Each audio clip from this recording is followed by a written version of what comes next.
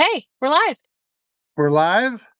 We're live. It Let's let feels some people join. Let us know where you're joining from. it Well, at feels least good. It feels good to be alive, you know. some days, yeah. Some days. Hey, welcome to Grounded with John Tester and Maritza Giorgio, everyone. We are coming to you live on Substack before we actually record a podcast episode today with the one and only Gloria Allred. We're going to talk to her about Jeffrey Epstein. But there's so much going on in the world. We just thought we should get on Substack Live with you and go over kind of like the plethora of headlines here with our friends in our Substack community. Well, it's good. As you can see, Maritza looks good. I look thin. I look dirty, which is par for the course. You know, I've been farming for damn near 50 years. It's all dry land, no irrigated. And on some of my alfalfa, I got a second cutting, so I baled it. I just literally got off the baler, and I didn't do Well, a video. that's a big So deal. I should have done a video, but You should have done a video, yeah, but you're I going should have out done on a the video. Yeah. combine So later, so. So that's why she looks so good and I look so bad. That's the way it is. Well, I've also been doing this like morning live news headline thing with my friends at Zeem, and they're doing this like live streamed road trip with these two comedians, Mike Young and Brett Ertz. So I've been getting up early in the morning, getting ready to do some news chat with them. So that's partly why. Otherwise, I would still be in my pajamas probably, but. I see. Yeah. You need to send us a video though of your bailing. Hey, we want to say Diane says hello from Washington State that she loves Montana. Hi, Diane. In Washington Um State. Yeah. okay, so Good Washington. Yeah. it's a good Washington. Hey, I like the other Washington too. Yeah, it's fine. It's okay. Yeah. Before we get into it, we are talking with Gloria Allred, high profile lawyer. She has represented several of Jeffrey Epstein's victims, and we are going to talk to her about the whole Epstein saga. She's known for taking on high profile and controversial cases. So if you have any questions about this that you'd like us to ask Gloria Allred, please put them in the comment section below, and we will get to it, or you can comment on this post. But there's just so much to talk about, and every day more and more gets going on this, and we hear more about Epstein or Ghislaine Maxwell, and we want to talk to her about the victims too. And that's kind of like the really great thing about this Substack community is that we're in this together. This is interactive, and we can hear directly from you right now, like what you want us to talk to her about. So feel free to put it in the message. You ready to get into some headlines? Ready to rock and roll. Okay. Are you following this Texas thing, this redistricting map? Well, no, but it's par for Texas. I mean, this is, yeah, go ahead and go. Yeah, set up your question and then I'll do what I got to do. All right. So here's the deal. Like the way we send people to Washington for the House, it's all by these districts, right? Like, so your senators, you have two senators for each state, and they represent everybody in the state. Well, these House districts, they have different boundaries. So like in Montana, we have two. And there was this whole big thing about how they were going to draw the districts and where that line would fall because, it matters. And there are all kinds of rules for each state. So usually this happens every 10 years after the census when we see kind of where people live and how they're dispersed. Well, that's not what's happening in Texas right now because they have proposed and released this proposed new redistricting map. And they are working on the redistricting process in between the decades here, not right after a census, and a year before the midterms, which is really rare. Texas Governor Greg Abbott says that they are doing it because the DOJ says 4 current districts that happen to lean left are unconstitutional. And this is all to try to accomplish President Trump's goal of adding more Republican seats in Congress. Again, 1 year before the midterms. The Cook Political Report released early analysis, and it shows that the map could help the GOP win 30 districts in Texas. Now, this is just the first map proposal. This does not mean it's the final, but to add to the drama and all of this, Democrats are saying, all right, let's do this. California Governor Gavin Newsom, it's being reported that he says if they go through with this, he will try to redraw California's map. What do you think? Well, I think there's a lot of problems in politics today. We've talked about money in politics being a big, big problem, and it is. Redistricting, reapportionment is another big, big problem. To gerrymander districts over and over and over again to make it so that people's voices are not heard, that a select few voices are heard, is unconstitutional and should be unconstitutional if it's not. But this is more garbage, quite frankly, and it's one of the reasons people hate Washington D.C. and they prefer Washington State, is because of this kind of garbage that goes on, trying to gerrymander, redistrict, so that one side gets preference at the expense of the other side. Look, we're all Americans. They ought to be drawing lines. I don't know. I think Congress ought to make rules around this that apply to every state, that the lines need to be the shortest possible lines possible, and do the population that way. But there's probably better ideas than that out there for redistricting. But the way it's done right now is total bullshit, and that's a fact. And whether it's Abbott doing it to try to give advantage to his side, or whether it's Newsom doing it, trying to give advantage to their side, it's all total bullshit, and they ought to do away with it. Not the redistricting, but do away with the gerrymandering part and do it the way it should be done, which is give everybody a voice and make the lines. There's reasonable ways to put lines in, and but this is crazy. And then to do it not even after a census, to do it before a midterm for the express reason to make it so that we still have a do nothing Congress for years and years to come, is just total horseshit. All right. Well, let's get into some international headlines. The White House says 2 U.S. officials will travel to Gaza tomorrow on Friday to inspect aid distribution sites and secure a plan to deliver more food there. Special Envoy Steve Witkoff and U.S. Ambassador to Israel Mike Huckabee will apparently be briefed on the situation on the ground in Gaza. It seems the White House here breaking with Israeli Prime Minister Benjamin Netanyahu on this, who has said that nobody in Gaza is starving. So Huckabee is the U.S. ambassador to Israel. He should know what's going on right now. He shouldn't have to be briefed about what's going on the ground. He should know that there's people starving. He should be relaying that information to the administration so that they can get the food to the people who need it.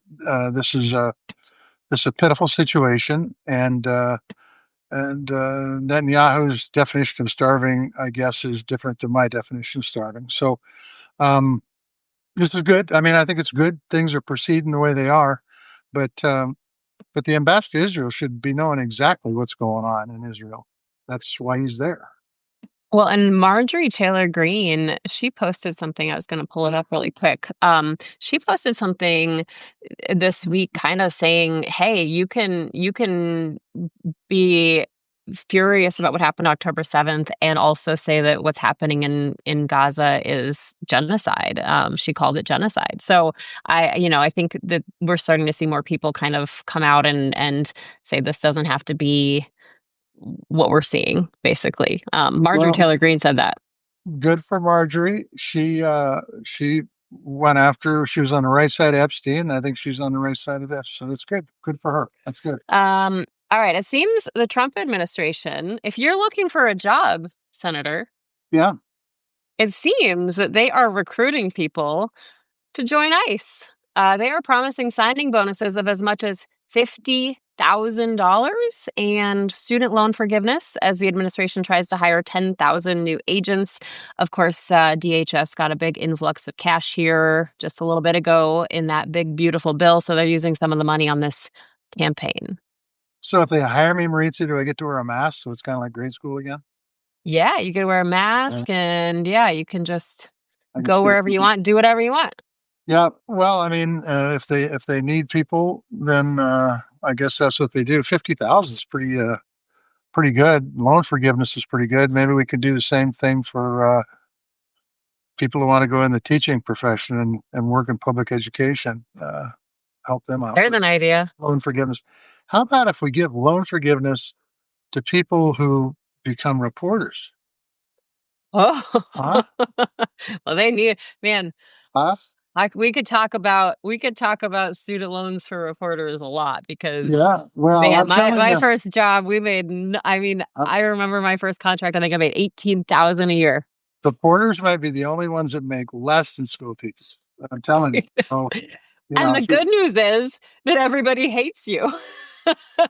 well, there's a couple. There's probably a couple people that like you. It's good. But you know what? Look at it this way, Maurice. It's good preparation if you ever want to run for office. Kind of like being a basketball referee.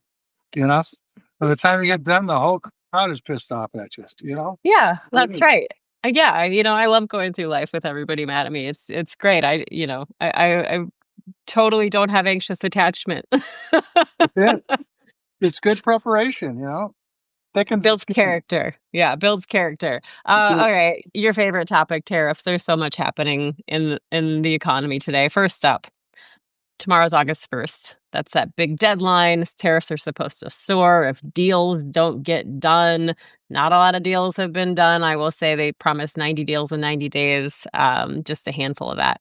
It's being reported the White House is working today, though, to try to strike some 11th hour deals. We know that the president announced an extension on the trade deal deadline with Mexico, so they have another 90 days. But things aren't looking so great for Canada because he posted on Truth social media about Canada, saying it would be hard to reach any kind of a deal with them. That's after their prime minister announced plans to recognize a Palestinian state in September. Well, believe it or not, before President Trump got into office, we had a deal with Canada, and there were some That's right. things that might have been worked out, like stuff in soft lumber and things like that. But we have certainly taken a lot of steps backwards on this bad boy. And by the way, I don't need to tell the people who are listening, if you don't know, they're our number one trading partner. And so, you start jacking around with these guys, and it's going to have some impacts. And needless to say, that every tariff deal, like the one with Europe, wasn't Europe 15%? It was 1%. Now it's 15%. So it increased anything you buy by 14% that comes from Europe. So it increased your taxes by 14%. Canada is like on steroids when it comes to products out of Canada. I can tell you right now, it's hard to find. I think there's one tractor manufacturer in the United States. The rest of them Mm. are otherwhere, and Canada's got at least a couple. And so that's just one small thing. But the truth is that I shouldn't say tractor, I should say equipment, because it applies to combines and drills and Yeah, everything else. that's right. That's right. Balers, all of it. Baylor's the Swathers. worst, man. And so, I mean, I just think this whole trade thing started out to be, we're going to hold China accountable, and ends up we're going to piss off all our friends and make sure the whole world's against us. I just don't get it. I've never seen it from the beginning. I don't know if Stephen Miller's calling the shots on this. He needs to go learn about the economy and how it works, because it ain't I was working. talking about this. Like, I did not do well in my college econ course that was mandated, right? And I think this is really complicated stuff. And like when you combine the tariffs and the deals or the deals that haven't been made, and then you combine it with what's happening with the Fed and interest rates. I mean, this is complicated. And the people who are impacted are us. Like, we're talking about, I mean, the Yale Budget Lab released a report saying that they expect this tariff policy to cost households an extra $2,400 this year. Well, that's a bad thing, because now Yale's going to get all their government money pulled from them for putting out a report like that, because you know they want Yeah. to tell the truth. No, look, it's increase in taxes. Tariffs are an increase in taxes. So And a federal appeals court heard arguments today about whether the president overstepped his authority in imposing many of these tariffs. yes, A lot to the answer follow. is the answer is yes, Marita. This is Congress's job. Are you Yes. on that appeals court? Oh, I'm going to tell you, I'm not even an attorney, and I can tell you the answer is yes. They've got to find a major loophole in the Constitution if the answer is no. I'm going to tell you. This is Well, crazy. if they rule against him, we see where this is going. It's going to go up to the Supreme Court. We'll see how it goes. But if, for tomorrow, for August 1st, I'm going to tell you there are some big items that people say that the experts say will go up in price. We're talking about electronics, leather goods, a big one. For me, the big one, coffee. Coffee cup. Oh, coffee, and coffee cups too, Coffee. I suppose. Everything, yeah, Yeah. everything. So we will watch it out. Meanwhile, we have a few more minutes here. The Fed did not lower interest rates. The president went after Jerome Powell again. He said that he's too late and actually too angry, too stupid, and too political to have the job of Fed chair. So no new news there. And another thing that happened related to finance, a new Just, bill just, moved out of. Oh, go you ahead. just gotta stop for a second. Jerome Powell, if he's anything, he's not stupid. I'm going to tell you, this dude is white hot smart. He looks at everything. He takes his job very seriously. He doesn't make decisions based upon political whims. Does he make, as I said before, does he make every decision that I like? No, he's made some decisions I dislike, but he's done it based on information that's factual. And that's hard to get these days. And I'm going to tell you, you get rid of Jerome Powell as head of the Fed, it's a giant, giant, giant fucking mistake. Keep going. Exclamation point, right? Exclamation point on About that. three or four. Ting, ting, ting, Okay. ting, ting. Okay. So a new bill moved out of committee yesterday in the other Washington in DC. It would ban members of Congress from buying, selling, or owning individual stocks. Oh, we got two thumbs up from the Two senator thumbs on that up. one. Two All thumbs up. Democrats on the Senate Committee on Homeland Security and Governmental Affairs voted for it. And Republican Senator Josh Hawley of Missouri broke ranks. He joined them and he told his fellow Republicans that he practices what he preaches. And we heard from some people saying, like, what's your deal? You don't want us to get rich? So this is the best one that's come down the pipe because there's been a lot of them that's banned trading. This bans the works. This bans owning stocks, selling stocks, buying stocks, trading stocks. In other words, if you sign up for Congress and you run for Congress, you got to get rid of your stocks. And then you can't buy them back and you can't trade. If you want to stop corruption, if you want to stop the wholesale bullshit that's going on in Washington, D.C. right now, this bill needs to pass. This one. Okay, Good so bill. give us some insight because Well, I can speculate, but like you guys, as a senator, you had information about all kinds of stuff that could you, influence what you bought, right? you get information all the time about what's happening. And if you look at it from a standpoint of how am I going to make myself rich instead of how am I going to do my job, then you can make money off the stuff. And one of the ways to do it is to buy and sell stock. We saw it earlier this year with people in cabinet, buying and selling Oh, stocks that's right. based upon what tariff was going on or what tariff was going off and all that crap that they knew long before you or I or anybody that's on this Substack listening knew. And so if you want to stop this stuff, if you really want to stop, you know, selling meme coins and doing all this other crap, then God damn it, pass this bill. It's the right thing to do. It's not why I like people to go to Washington D.C. I like them to make policy that moves this country forward and helps the middle class and the businesses in this country. And I that's still don't get uh, meme coins, by the way. I still I have trouble understanding that. I Okay. I don't understand how it's spelled to get mean myself, but Let's get through two more before we hop off and jump on our conversation with Gloria uh, Allred about Jeffrey Epstein. So again, if you have any questions you want us to ask her, you can put them in the comment section here. Former VP Kamala Harris, she's going on Stephen Colbert tonight. It's her first interview since losing the election in November. Comes the same day she announced that she's writing a book about the campaign and also that she is not running for governor in California next year. okay, cool. I mean, I don't know what to say. Yeah. All right. I think it's all good. We'll see what she has to say. The campaign didn't go really well for president, so it'll be interesting to see what the book says. Okay, other 2026 news. NBC is reporting that Defense Secretary Pete Hegseth is looking at running for governor of Tennessee. The Pentagon is calling it fake news. But two people who say they spoke to him directly about the plans talked to NBC anonymously. And if this goes forward, he would have to resign. And he also might not be eligible for governor because Tennessee law says that gubernatorial candidates have to live there for 7 years before an election, and he only moved there 3 years ago. Well, rules are rules, but he'd be running against Marsha Blackburn for the primary nomination for governor. And I haven't heard who the Democrat is running for governor.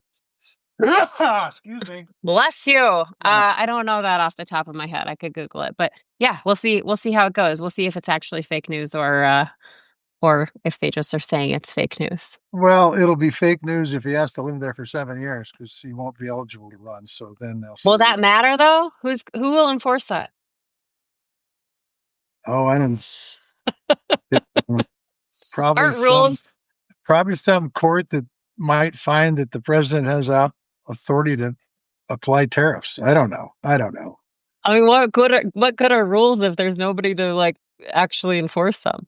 That's right. You got it. Okay, so we are going to hop off of Substack right now. We're going to go record our episode for today, again with Gloria Allred. But we want to thank you all for joining us here for a quick headline update, and thank you for your continued support so that we can do things like this. Just some housekeeping that you guys don't need to hear. But did you send me a Zoom link? Yeah. Okay, well, I got to find it. I'll resend it. All right. This is how it goes, Good visiting guys. with everybody out there. Good visiting with everybody. All right, we'll talk soon. Yeah, bye-bye.